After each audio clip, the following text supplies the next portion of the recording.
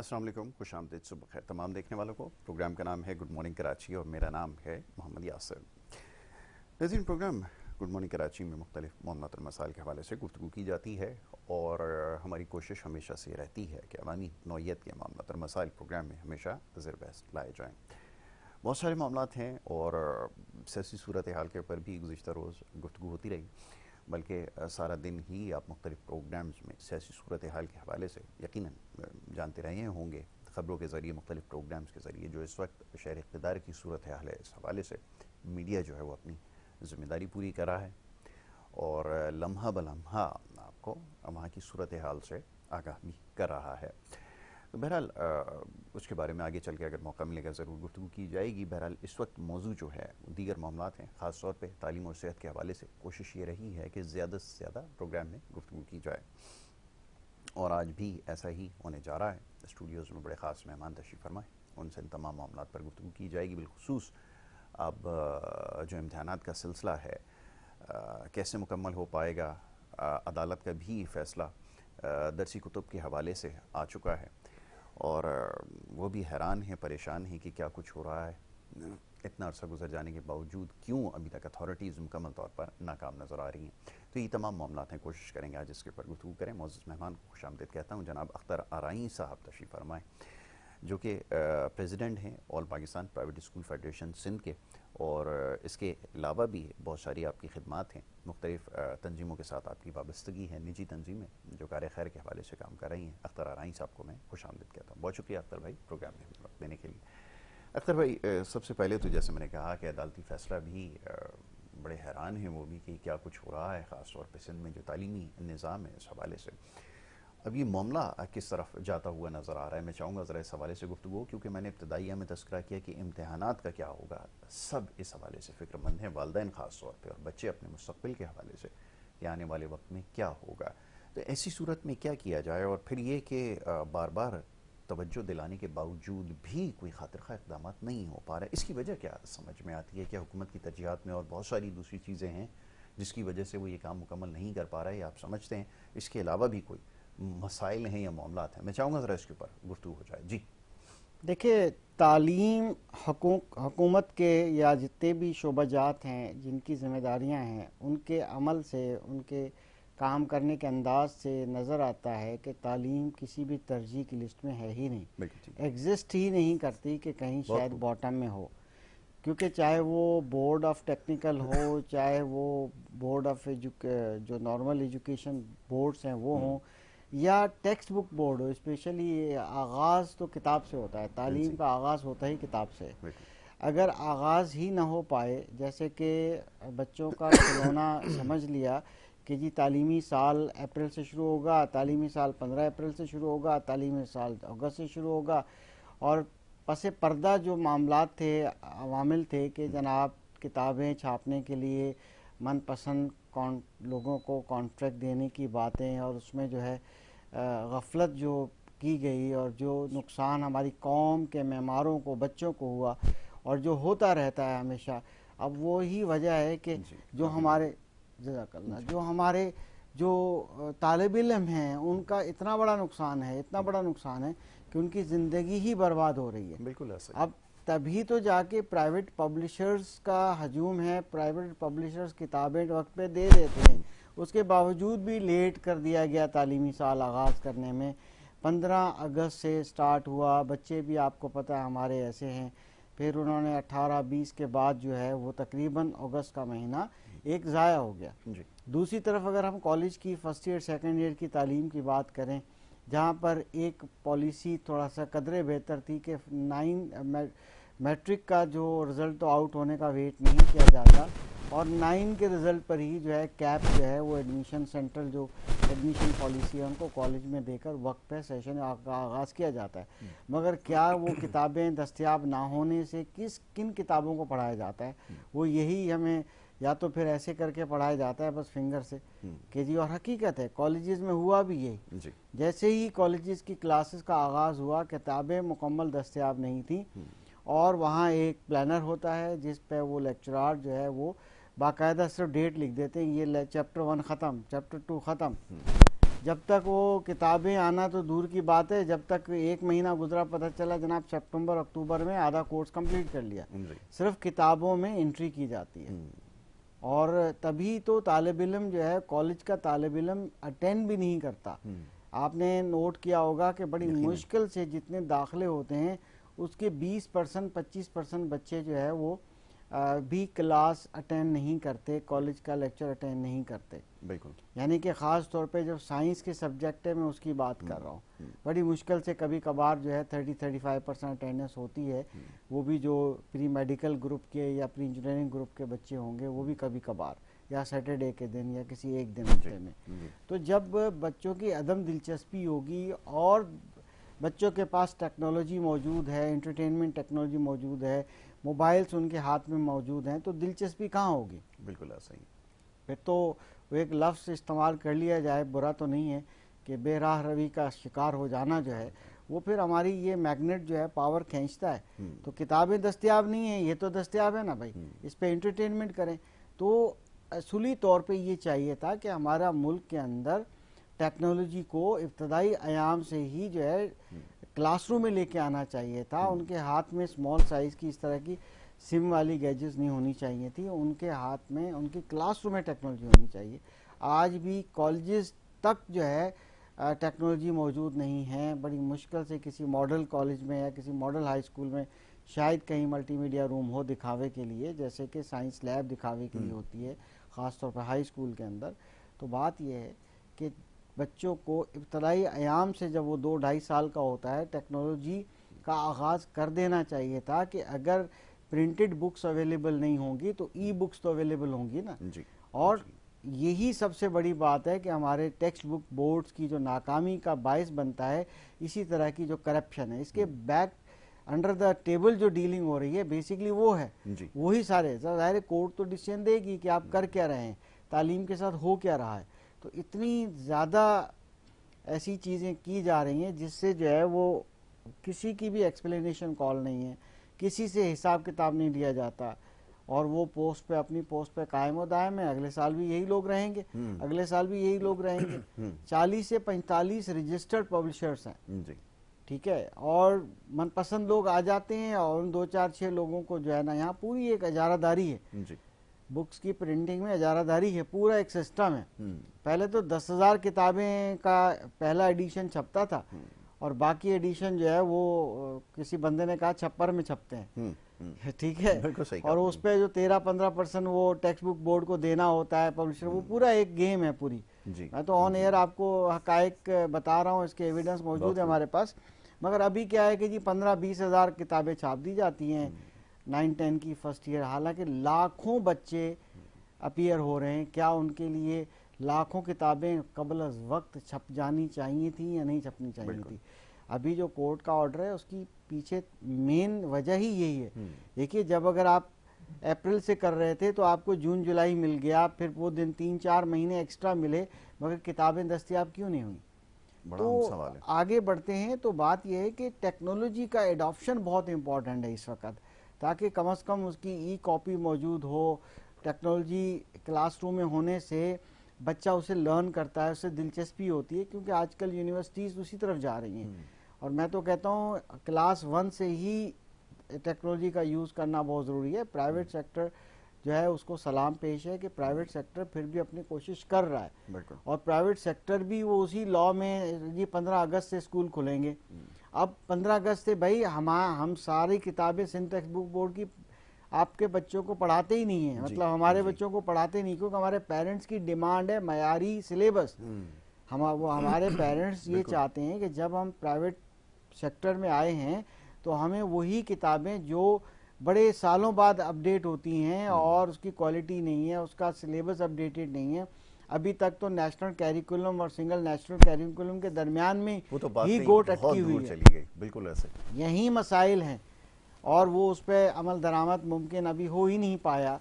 तमाम सूबे एक जगह एक पेज पे हो भी नहीं पाते क्योंकि बड़े मसाइल हैं। तो जब प्राइवेट पब्लिशर्स का निसाब, मयारी निसाब मौजूद है और प्राइवेट स्कूलों के पास किताबें निसाब दस्तयाब था, तो उनके वालिदैन ने जो अपनी मदद आप, ये जो प्राइवेट निज़ाम तालीम चल रहा है ये अपनी मदद आप का कॉन्सेप्ट है कि जब आर्टिकल 25A के मुताबिक गवर्नमेंट अपनी जिम्मेदारी पूरी नहीं कर पा रही है ड्यू टू एनी रीजन, तो कम से कम वो बाशऊर पेरेंट्स जो अपने बच्चों को पढ़ाना चाहते हैं, वो अपनी एक और दो नस्लें तजर्बाती गवर्नमेंट के आसरे में वेट नहीं करना चाहती। जब गवर्नमेंट के एग्जीक्यूटिव्स जो होते हैं या 17 ग्रेड क्या बल्कि 5 ग्रेड का भी जो बंदा है वो भी ट्रस्ट नहीं करता गवर्नमेंट के निज़ाम तालीम पे, अपने बच्चे को वहाँ नहीं भेजता, वो भी प्राइवेट सेक्टर में भेजते हैं। तो प्राइवेट सेक्टर तो डिलीवर कर रहा है, इसका मकसद है, तो उन स्कूलों को क्यों नहीं खोला गया, उन स्कूलों को पढ़ाने क्यों नहीं दिया गया, उन स्कूलों को बेनिफिट्स क्यों नहीं दिए गए। आप जब खुद ऐलान कर देते हैं जी 24-25 हज़ार रुपये हमारे खर्च हो रहे हैं गवर्नमेंट स्कूल्स के एक स्कूल पर, और भाई कई अदादो शुमार हैं जो कि यहाँ बड़े मसाइल हैं अदादो शुमार का। और एक बार पंजाब गवर्नमेंट ने बोला था जी 9,225 रुपये हम खर्च कर देते, 250 रुपये हम खर्च कर देते हैं। जब आप 9,000 खर्च करते हैं, 10,000 खर्च करते हैं, तो प्राइवेट स्कूल अगर 2-4 हज़ार के अंदर बच्चे को थोड़ा बहुत पढ़ा लेता है तो ये भी गनीमत समझा जाए और इनको कोई टैक्स रिबेट दी जाए। इनके ऊपर इतनी, आपने यकीन करें, मैं अगले दिन काउंट कर रहे थे, एक R&D रिसर्च चल रही थी कि हमारे प्राइवेट स्कूल्स कितने टैक्सेस दे रहे हैं। तो हमने देखा कि इतने ज़्यादा टैक्सेस हैं, तकरीबन कोई 24 से ज़्यादा टाइप के टैक्सेस हम पे कर रहे हैं जो कि डायरेक्ट टैक्सेस है, यानी GST डायरेक्ट टैक्स है, सेल्स टैक्स डायरेक्ट टैक्स है, ठीक है। अभी तो पॉइंट ऑफ सेल का एक इशू चल पड़ा था पिछले दिनों में, आप तालीम बेच रहे हैं, यानी कि बेचने पे मजबूर किया जा रहा है, हालांकि ये डिक्लेयर नहीं है कि ये क्या, ये ट्रेडिंग इंडस्ट्री है, ये रिटेलिंग इंडस्ट्री है, ठीक है। फिर POS मशीन कैसे SRO FBR जारी करता है। अंधेर नगरी इस मुल्क में ऐसी है कि SRO के अंदर स्कूल्स भी लिख दिए गए हैं कि भाई आप उसमें करें ऐसी, या तो आप रिटेलर डिक्लेयर कर दें, बिल्कुल ठीक है, ठीक है। देखिए POS पॉइंट ऑफ सेल उस मशीन को कहते हैं जो किसी बेकरी, किसी सुपर स्टोर, किसी मार्केट, किसी गारमेंट शॉप पे एक छोटी मशीन होती है जो डायरेक्ट FBR से लिंक होती है। ठीक है। उस पे जितने भी टैक्सेस, सेल्स टैक्स, GST वगैरह टाइप के टैक्सेस होते हैं वो डायरेक्ट डेबिट क्रेडिट हो रहे होते हैं और डेटाबेस वहां जा रहा होता है। वो मशीन लगाने के लिए प्राइवेट स्कूलों को कह दिया गया जिसकी भी 1000 या 1000 से 1 रुपया भी फीस ज्यादा है वो POS मशीन लगाएगा। और POS मशीन के एक नोटिफिकेशन स्कूलों को जारी किए गए अंदरूनी सिंध में और बाज ऐसे रीजनल ऑफिसेज ने कि जनाब ये फलां डीलर से फलां जगह से परचेज करें। क्या FBR को ये जेब देता है कि किसी डीलर, किसी स्टॉकिस्ट के लिए लेटर इशू किया जाए, प्रेशर बिल्डअप किया जाए कि जनाब जाकर फलां रिटेलर से या फलां मींस के एजेंट से जो है वो आप मशीन परचेज कर लें और वो अपने स्कूल में लगा दीजिए। यानी कि कितनी अंधेर नगरी है। मैं तो रियल कह रहा हूँ, इस पर तो हमें FTO साहब को एप्लीकेशन दे दी है, वफाकी मोहतसब आला जो होते हैं उन पे हमने एप्लीकेशन दे दी है कि ये जुल्म मत कीजिए। क्या, या तो पहले आप हमें रिटेलर डिक्लेयर कर दें कि जी आप आज़ाद हैं, आप रिटेलर शॉप की तरह आज़ाद हैं। आज आपकी बिजली महंगी हुई, कुछ भी हुआ, जैसे कि दुकानदार के शेल्फ में स्टॉक पड़ा होता है, अगर डॉलर की अप डाउन हो जाती है तो वो अपनी उस प्राइस को भी फ्लक्चुएट इंक्रीज कर देता है, बिल्कुल ऐसे एडजस्ट कर लेता है। या कहीं कोई पेट्रोल बढ़ जाए तो वो बढ़ा देता है जी कॉटेज बढ़ गई है, इसकी ट्रांसपोर्टेशन बढ़ गई है। तो आजाद तो होंगे, हमारे ऊपर 5-10% की 8% की कैप तो नहीं लगी हुई होगी जी, आप पाबंद हैं कि पूरा तालीमी साल एक ही बार 5% बढ़ाएंगे आप फीस।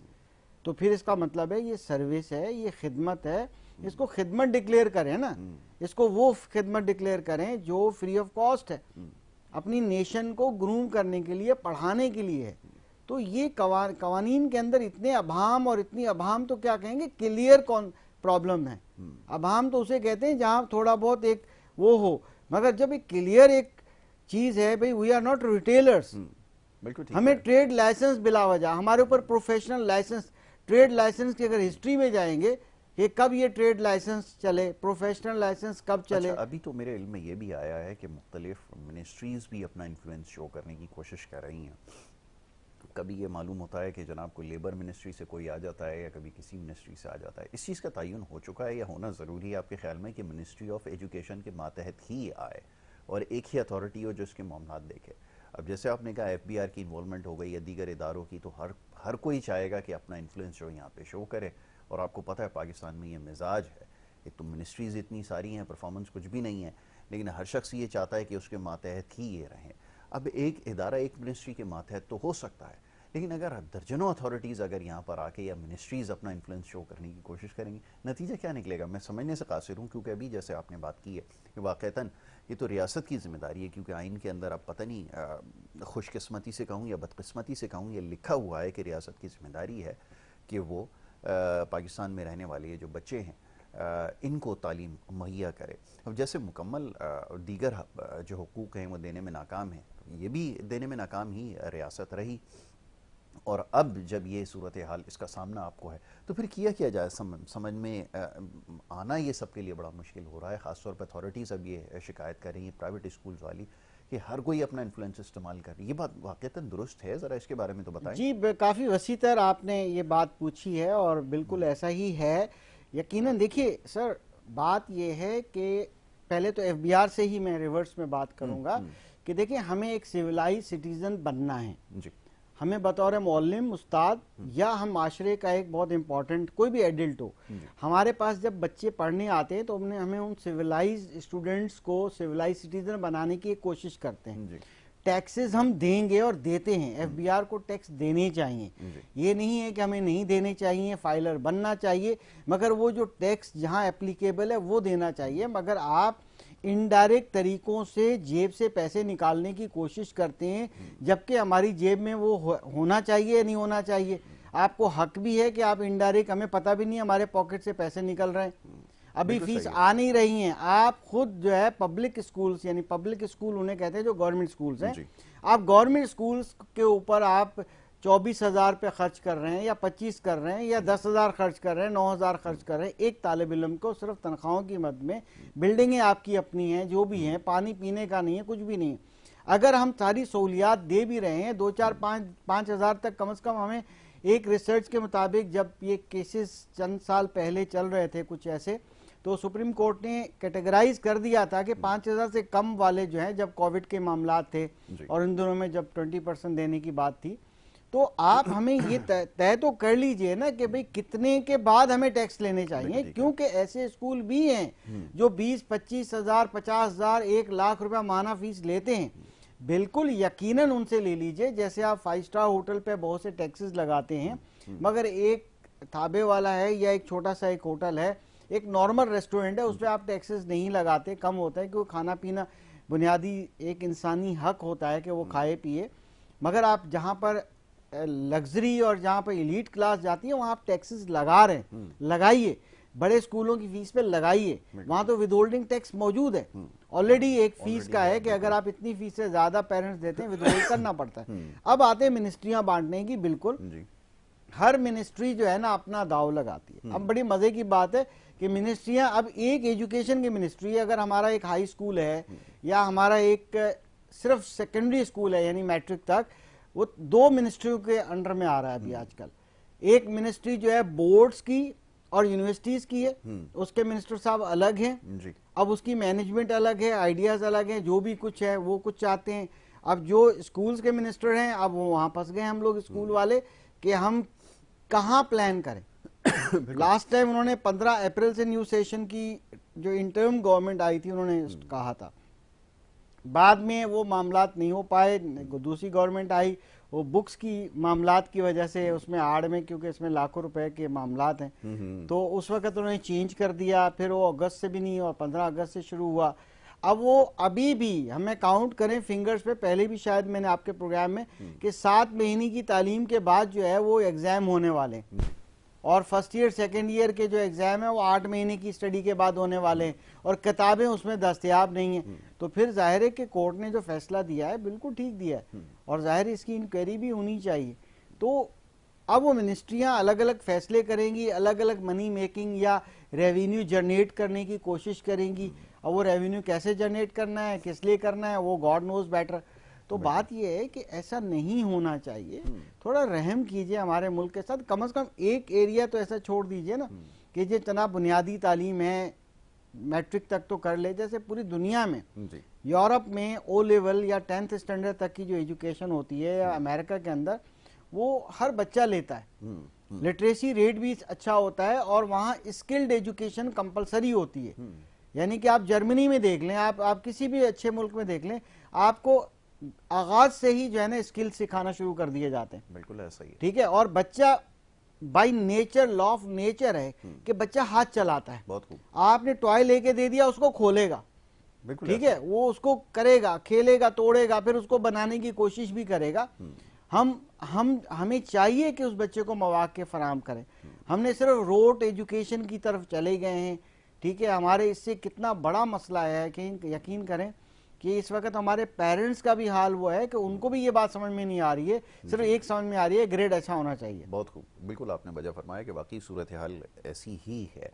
और दूसरी तरफ मैं अभी ये जो सारा बुक्स का इशू चल रहा था ना, तो मौका मिला, मैंने कहा चले थोड़ी सी रिसर्च की जाए, इसके ऊपर देखा जाए कि दुनिया के और कौन से ममालिक हैं जहाँ इस किस्म के मामलात हैं। ज़ाहिर हो सकता है प्रिंटिंग में डिले हो सकता है, कोई और वजह हो सकती है जिसकी वजह से ताख़ीर हो। तो पता ये चला कि नॉर्वे एक ऐसा मुल्क है जहाँ पर ये जो किताबों का सिलसिला ये मुकम्मल तौर पे उन्होंने ख़त्म कर दिया। यानी कि सारी की सारी जो किताबें हैं वो डिजिटल हो गई हैं। ये बड़े बड़े आईपैड जिस पे आपके बच्चे जो है वो गेम्स खेलते हैं, ना तो इसको पढ़ाई के मकसद से इस्तेमाल किया जाता है, तो वो उनके हाथ में थे। और सारी की सारी किताबें जो है वो PDF फॉर्मेट में जो है वो कंप्यूटर की ज़बान जो समझते हैं उनको मेरी बात समझ में आएगी। PDF फॉर्मेट एक होता है जिसमें आप उसको फाइल को क्लिक करते हैं और वो किताब आपके सामने खुल जाती है। और तरीकाकार कुछ ऐसा है कि वो टीचर के हाथ में भी होता है, वो इधर क्लिक करेगा तो वो बड़ी स्क्रीन के ऊपर जो है वो बड़े प्रोजेक्टर लगे होते हैं, वो नज़र आना शुरू हो जाता है। तो वो झंझट ही ख़त्म हो गई। जब इसकी तहकीक की इसकी वजह क्या है, किताबों का होना तो बहरहाल ज़रूरी है, तो पता ये चला कि ये जो एक सिलसिला है जिससे कागज़ की खपत बहुत ज़्यादा बढ़ती चली जा रही है, आप पूरी दुनिया में देख रहे हैं, आप जो ज़्यादा ट्रैवल करते हैं ना, जिनका मुख्तलिफ ममालिक में जाने का इत्तेफाक होता है, वहाँ पे अदायगियाँ भी ये टेलीफोन जो होता है ना आपका, इसके ज़रिए होती है। इसको आप स्कैन कर देते हैं और अदायगी इससे हो जाती है, आपके बैंक से वो पैसे कट जाते हैं। तो वो कोशिश ये कर रहे हैं कि जो रसीदों का चक्कर है ना, जब आप जाते हैं अपनी जेबों में हाथ डालते हैं शाम के वक्त, तो इतनी सारी रसीदें आपके पास होती हैं, ये सिर्फ कागज़ का जो है वो ज़िया है। उसको बचाने के लिए उन्होंने जो है सारी चीज़ें डिजिटलाइज जो है वो करना शुरू कर दी हैं। लेकिन यहाँ क्या सूरत हाल है वो आपके सामने जिसके ऊपर गुफ्तगू हो रही है। जी अख्तर भाई फरमाइएगा। वो कोशिश ये हो रही है कि पूरी दुनिया से ये जो रद्दी है ना, इसको ख़त्म किया जाए। ये तो बढ़ती चली जा रही है रसीदों की शक्ल में और न जाने किस किस फॉर्म में। वो करेंसी नोट को भी रिप्लेस करने की बात हो रही है, गोके हो चुका है ये, लेकिन मुकम्मल तौर पे करने की बात हो रही है और हम जो है इसमें अटके हुए। अब आप फरमाइए। बिल्कुल, देखिए ये हिस्ट्री हमें बताती है कि अगर हम लोग पीछे एक्स जनरेशन पे चले जाएं, या अब उनके जो बच्चे हैं, अब वो जेड जनरेशन है या अल्फा जनरेशन है, या फिर आप पीरियड्स में चले जाएं कि एक जनरेशन अगर उनको किताब बीनी का या कि लाइब्रेरी का शौक़ होता था, पहले घरों में लाइब्रेरी भी होती थी। आज से अगर हम 60 साल पीछे चले जाएं तो मोहल्लों में छोटी छोटी बुक स्टोरीज मिलती थी, तो एक अच्छी बात थी। मगर अब दुनिया बदलती जा रही है। आपने देखा होगा रद्दी में किताबें इतनी ज़्यादा मिलती हैं, ठीक है, अब तो ये है कि रद्दी वाले भी ख़रीदते नहीं हैं, ठीक है, उनको भी जो है ना वो चीज़ जो चाहिए। अब तो देखें, पहले न्यूज़पेपर था, पढ़ा, वो भी रद्दी में बिक जाता था, अब उसको भी कम प्राइस में आपने देखा होगा, क्योंकि वो रीयूज़ करने में थोड़ा इश्यूज़ है, वो ज़ाहिर उसको रिसाइकिल ही किया जाता है। बात यह है कि मैंने तो अभी तक ये नहीं देखा, बहुत कम फैमिली में 1% देखा है कि, वो भी आज की बात नहीं कर रहा हूँ कि 25 से 30 साल पुरानी बात कर रहा हूँ, जब किताबें पढ़ी जाती थी।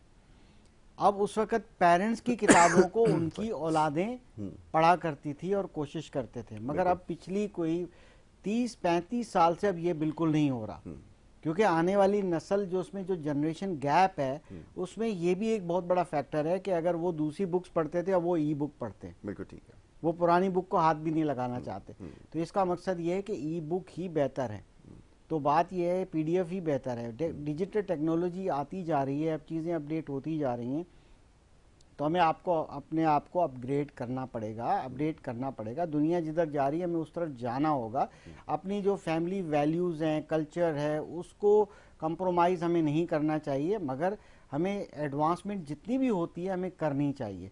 मैं समझता हूँ बहुत ज़्यादा कोई ऐसा कल्चर को या किसी चीज़ को हमें कंप्रोमाइज़ करने की ज़रूरत नहीं होती है, ठीक है, मगर यह है कि हमें जिद्दत पसंद होना चाहिए, शऊर आना चाहिए, दुनिया कहाँ जा रही है, क्या कर रही है। बिल्कुल। तो अगर वहाँ पर ई बुक्स हैं या मैं कार्बन डिवाइस की बात करता हूँ, जो कि मैंने 25-30 साल पहले देखी है, छोटी छोटी बच्चों को एक किताब ले देते, वो एक डिवाइस ले देते हैं जो बेसिकली लाइब्रेरी की तरह की होती है, क्योंकि टेक्नोलॉजी इंफॉर्मेशन का पूरा आपके पास एक जखीरा है। बिल्कुल सही। यानी आपके पास, यानी कि फिर वो एक आप कहते हैं ना पूरी एक बिल्डिंग हो ना टेक्नोलॉजी को, इसकी लाइब्रेरी की, उससे भी कई बिल्डिंग लाइक समुंदर जो है इंफॉर्मेशन इसके अंदर मौजूद है। बिल्कुल ऐसा। जब मौजूद है तो फिर अच्छा, एक बड़ी बात बीच में इंफॉर्मेशन पे बात आ गई, हमें बीच में से बात है, अगर इजाजत हो मैं कहूँ, ज्यादातर हमें ये आइडिया नहीं होता आम पेरेंट्स को इंफॉर्मेशन किसे कहते हैं, नॉलेज किसे कहते हैं, ठीक है, एक्सपीरियंस किसे कहते हैं, विजडम किसे कहते हैं, ये सारी चीजें, ये भी बड़ी बात है। देखिए इंफॉर्मेशन है ना, इंफॉर्मेशन का तो समुंदर है। बिल्कुल ऐसा ही। हम सिर्फ ब्रीदिंग कर रहे हैं तो हम सिर्फ ऑक्सीजन ले रहे हैं, मगर इसमें कितनी एयर्स के अंदर गैसेस मिक्स हो सकती हैं। इसी तरह से इंफॉर्मेशन है, मेरे हाथ में अगर पॉकेट में ये है, समझ लें कि इंफॉर्मेशन ही इंफॉर्मेशन है, मगर जब मैं उस इंफॉर्मेशन को एक्वायर करूंगा, रीड करूंगा किसी खास कीवर्ड को या किसी खास किताब को, कीवर्ड से मुराद ये है कि मुझे एक खास टॉपिक पे थोड़ी नॉलेज चाहिए, मैंने जैसे लिखा, सर्च किया, आ गई, वो स्टडी कर ली, उसको मैंने समझ लिया, तो ये हो गई नॉलेज। बिल्कुल सही। ये उसकी फॉर्म चेंज हो गई in the form of knowledge. अब उस नॉलेज को मैं अगर थोड़ा सा रिकॉल करूंगा और मैं रियल लाइफ में उसको देखूंगा, तो उसके बाद वो मेरी नॉलेज एक पुख्ता अच्छी नॉलेज बन जाएगी, और आगे जाके उसको मैं एक्सपीरियंस करूंगा, मैं उसका यूज करूंगा उस नॉलेज का। फिर नॉलेज के बाद यूज करते करते, जैसे एमबीबीएस में किताबें इतनी पढ़ी जाती हैं, फिर उसको वैसे तो मेडिकल साइंस इतनी ज़्यादा तरक्की कर गई है कि एक एमबीबीएस डॉक्टर नहीं सब कर सकता, 5 साल या 50 साल में भी नहीं पढ़ सकता। बहुत अच्छी बात है। मगर वो जितनी नॉलेज करता है, फिर स्पेशलाइजेशन करता है, फिर उसके अंदर वो फिर उसकी प्रैक्टिस करता है, वो नॉलेज बनती है, उसकी प्रैक्टिस करती है। प्रैक्टिस करते करते एक वक्त विजडम आ जाता है कि पेशेंट का चेहरा देख के वो डायग्नोज कर देता है कि आपको, अगर वो स्किन स्पेशलिस्ट है, वो कहेगा लगता है आपको ये चीज की कमी है, उसको टेस्ट करने की कम जरूरत पड़ती है, तो ये विजडम की तरफ जाता है, जिसको हिकमत भी कह सकते हैं। तो ये थोड़े से मामलात होते हैं। तो इंफॉर्मेशन एक अच्छी चीज है, उसको हमें एक्वायर करना चाहिए, नॉलेज बनानी चाहिए, स्टडी करनी चाहिए। अगर ये प्रोसेस नहीं होगा, हमें कैसे पता चलेगा मैं या मेरा बच्चा, मेरी फैमिली में कौन सा बच्चा किस फील्ड में ज्यादा दिलचस्पी ले रहा है, उसके लिए उसी तरह का प्रोफेशन जो है हमें चूज करना चाहिए। ये बहुत से मामलात हैं जिसको हमें समझना होगा। अगर हम नहीं समझ पाएंगे, जाहिर है कि हमें अपना रास्ता खुद निकालना होगा, तभी जाकर हम कोई अच्छे अपने बच्चों को बेहतर तरबियत दे सकते हैं, बेहतर एक नॉलेज दे सकते हैं, और नॉलेज होगी तो उसकी पसंद होगी। फिर हम बच्चे को जानने की भी कोशिश नहीं करते, बातों से बात निकल रही है, we should know our child. हम कभी भी, हम बस ये समझते हैं मेरा बच्चा जो पैदा हो रहा है ना, इसको मैं डॉक्टर बनाऊंगा, इसको इंजीनियर बनाऊंगा, जस्ट फॉर एग्जाम्पल, या मैं बेटी को ये कर दूंगा, मैं वो, ठीक है। बात यह है कि पहले बच्चे को जाने तो सही जी, जी। उसके अल्लाह ने, हर बच्चा ज़हीन होता है, हर बच्चा कोई ना कोई हो सकता है, किसी न किसी फील्ड में एक्सेल कर सकता हो, हमें उसको जानना है। 10 साल तक बच्चे को जान लेना चाहिए, समझ लेना चाहिए, उसको मौके फराहम करने चाहिए। जिस मुल्क में, मैं अक्सर यही कहता हूँ, जिस मुल्क में खिलौने ऐसे मिलते हों जो बड़े होके बिगाड़ने वाले हैं, जहाँ वीडियो गेम्स ऐसी हो जहाँ चीट लगाई जा रही हो, तो वहाँ बच्चे बड़े बन के चीटर ही बनेंगे ना सर। जिसमें गने मिल रही हैं, पटाखे मिल रहे हैं, वो थ्रो करके पटाखे आपको जहाँ रास्ते में लोग बेचते फिर रहे हैं, तो उससे किस तरह की तरबियत का एहतमाम हो रहा है? क्या उनकी दिलचस्पी हम उन पटाखों में बजा रहे हैं, या वो खुशी के दिन एक जन पा पा बजा रहे होते हैं? हमें एहतियात बरतनी है, अपने बच्चों को एक ऐसा एनवायरनमेंट देना है जो जिसके अंदर एक अच्छी इंफॉर्मेशन को, नॉलेज यानी कि मिले, और उसको एक्सपीरियंस करे, उसको सीखे, अदब व आदाब सीखे, फैमिली वैल्यू सीखे। हमारे बच्चे को हमारे पेरेंट्स ने उसकी पेरेंटिंग करनी है, उसको जानना है, समझना है। दुनिया पे ब्लेम डालना नहीं चाहिए, पहले तो घर से ही आगाज होता है ना। जब तक बच्चा घर की 4 दीवारी में मौजूद है, तब तो को हमारा काम है ना। 0 to 6, 7 रिसर्च बताती है कि एनवायरनमेंट का बहुत बड़ा इम्पैक्ट पड़ता है, उसको एब्जॉर्बेंट माइंड पीरियड कहते हैं। जिस एनवायरनमेंट में रहेगा उसको जज्ब करेगा, उसको लर्न करेगा। डायरेक्टली हुक्म पे बच्चा लर्न नहीं करता है, इसको आप टच नहीं करें, ये गर्म है, इसको ये नहीं करें, शीशा है। तो जब वो एक्सपीरियंस करेगा तब उसको पता चलेगा ये शीशा था, ये टूटा और मेरी फिंगर को कट लग गया, तो तब उसके बाद वो एहतियात करेगा। हमें ये सब चीज़ें करनी होगी, तभी जाके ये हमारी जो अगली नस्ल है वो एक ऐसी आएगी जिसमें मैं हमेशा कहता हूँ टेक्नोलॉजी इज़ वेरी इंपॉर्टेंट। हमने अपने न्यू जनरेशन स्कूल सिस्टम के अंदर इस चीज़ को इंट्रोड्यूस किया है और बड़ी कामयाबी से इंट्रोड्यूस किया है, और हमारे बच्चे जो है वो इब्तदाई आयाम से जहाँ पेरेंट्स हमसे कोऑपरेट करते हैं उनको बजाय इन चीज़ों में लगाने से बेहतर है कि वो एक किसी लैपटॉप पे, किसी पीसी पे तालीमी स्टफ़ जो है उनको एक्सेस देते हैं या लर्निंग मैनेजमेंट सिस्टम का देते हैं। जो किताबें हम फिज़िकल दिखाते हैं वही किताबें हमारे ई बुक्स मौजूद होती हैं, उसके लेसन्स मौजूद होते हैं, उसकी टीचिंग वीडियोस मौजूद होती हैं।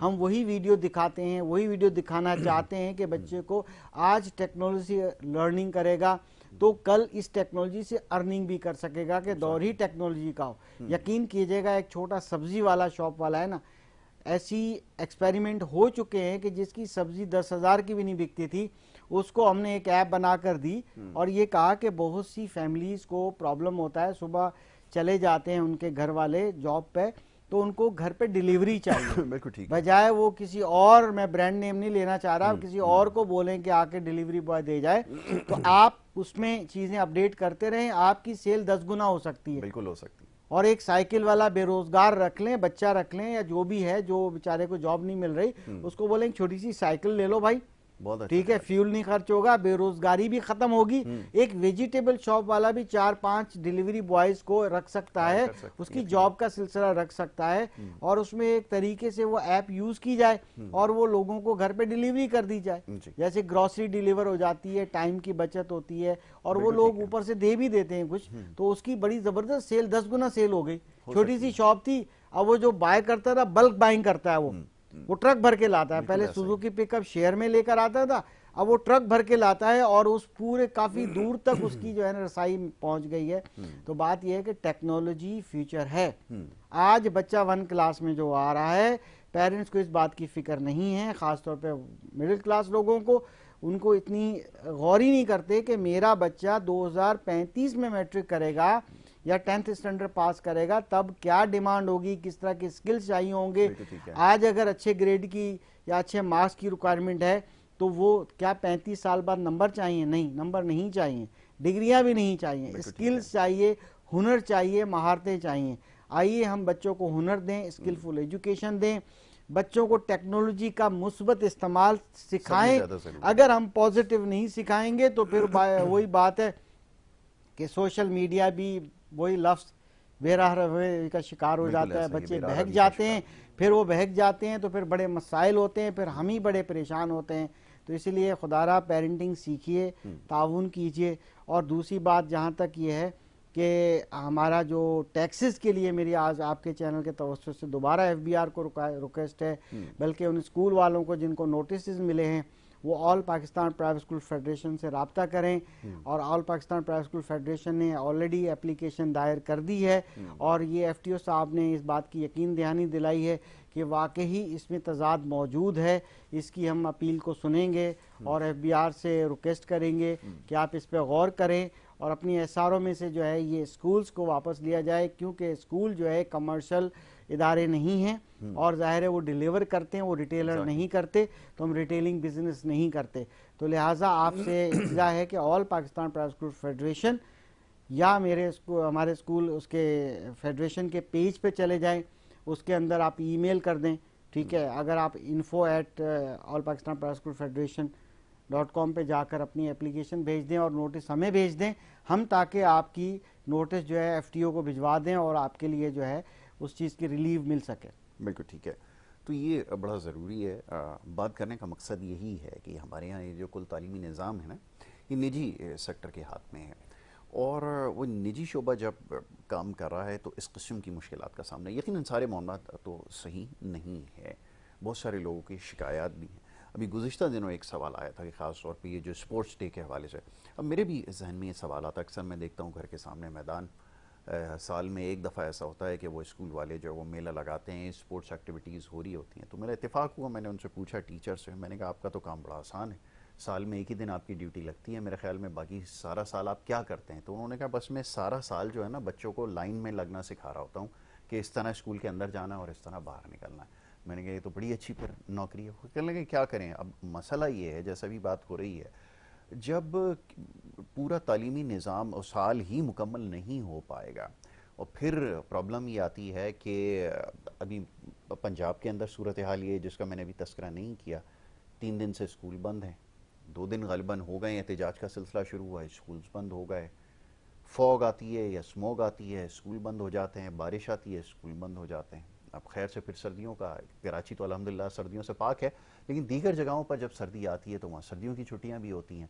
तो ये सारी सूरत हाल है, फिर छुट्टी, तो इसमें क्या स्पोर्ट्स होंगे, क्या और दीगर दिन जो है वो मनाए जाएंगे या कैसे इसमें वो करेंगे? तो मेरे ख्याल में सवाल पूछना तो बेईमानी साबित होगा, इसका जवाब तो मुख्तसरन मैं जवाब दिए देता हूँ। बात यह है कि देखिए, हमारा असूली तौर पे जो निसाब है, सिलेबस है, वो एक मुकम्मल निसाब तब बनता है जब उसके साथ हम निसाबी सरगर्मियाँ हों। बिल्कुल ऐसे ही। अगर निसाब जो है जिसको ज़्यादातर तालीमी निसाब तस्वुर किया जाता है, वाकई वो भी पूरा नहीं हो पाता, क्योंकि टीचिंग डे की इतनी शॉर्टेज होती है और पेरेंट्स का फोकस भी उसी पे होता है जी, जी। कि जी आप बस पढ़ाएं, बस आप अच्छे नंबर दिलवा दें। बिल्कुल सही। और जब पेरेंट्स ये नहीं देखते कि पीई भी यानी फिजिकल एजुकेशन भी एक चीज़ है। एग्जैक्टली।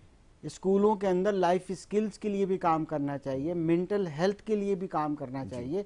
बच्चों की जब तक जहनी नशोनुमा नहीं हो सकती, जब तक फिजिकल एजुकेशन नहीं होगी।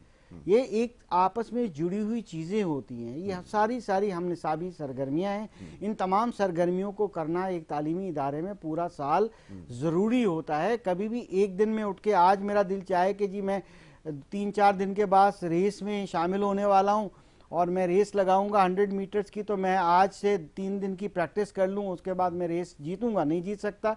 तो मुझे सारा साल अपने आप को एक्टिव रखना है, सारा साल प्रिपेयर होना है, वर्कआउट करना है। वो बहुत ज़रूरी है कि तालीमी इदारे के अंदर जो सुबह को हर डेली एक पीई का पीरियड होना चाहिए, कभी उसमें कुछ होना चाहिए, कभी कोई गेम्स होनी चाहिए, सारी चीज़ें मुसलसल चलते रहना चाहिए, तभी एक फिटनेस का मामला बनता है। क्योंकि टीचिंग डेज कम होने की वजह से सबसे बड़ा मसला है कि वो नहीं होता। अच्छा, टेंडेंसी भी कुछ है, मुझे याद है, चलें थोड़ा सा इस पर भी बात हो जाए कि हमें याद कि हमारे ज़माने में हमारे पास 2 या 3 यूनिफॉर्म हुआ करते थे, क्योंकि रोज़ाना हम जाते थे तो इतना दौड़ लगाते थे, इतनी दौड़ लगाते थे कि वो पसीने में बिल्कुल ख़राब हो जाता था, अगले दिन फिर उसको धोने की ज़रूरत पड़ती थी। लेकिन आज तो अल्हम्दुलिल्लाह ऐसी कोई वो नहीं, अब तो एसी भी लग गए। मैं बड़ा मिस करता हूँ कि शायद उस टाइम पर ये सिलसिला होता तो बच्चे जैसे जा रहे हैं वैसे ही वापस आ रहे हैं, ये भी बड़ा कमाल है जी। तो ये भी एक है। देखिए, जिन स्कूलों के क्लासरूम में एसी है ना, आप बिलीव कीजिएगा, मैं डेटा बता रहा हूँ आपको, उन स्कूलों के उन तालिब इल्म के अगर 5 डेज जाते हैं तो 5 यूनिफॉर्म्स हैं उनके पास, सिर्फ एक। मैं इसमें स्पोर्ट्स की, कराटे की, XYZ यूनिफॉर्म की बात नहीं कर रहा हूँ। नॉर्मल यूनिफॉर्म भी 5 होती हैं, क्योंकि वो अमीर लोग होते हैं, वो एसी क्लासरूम में जाते हैं। जो गरीब का बच्चा है उस बेचारे का एक यूनिफॉर्म होती है, और वो नॉन एसी क्लासरूम में जाता है जहाँ बड़ी मुश्किल से पंखा चल रहा होता है। बिल्कुल ऐसा ही। चलें अख्तर भाई, फिर इसके ऊपर गुफ्तगू करेंगे, बड़ा ज़रूरी है और ये बड़ा मौजू, इसके ऊपर बात करना इस वक्त तो मेरे ख्याल में बेहद ज़रूरी है, क्योंकि जो मामलात इस वक्त चल रहे हैं ख़ास तौर पे किताबों की प्रिंटिंग के हवाले से, दीगर मसाइलों, साल इसके ऊपर बात करते हैं कि इसको देखने की ज़रूरत है खुदारा।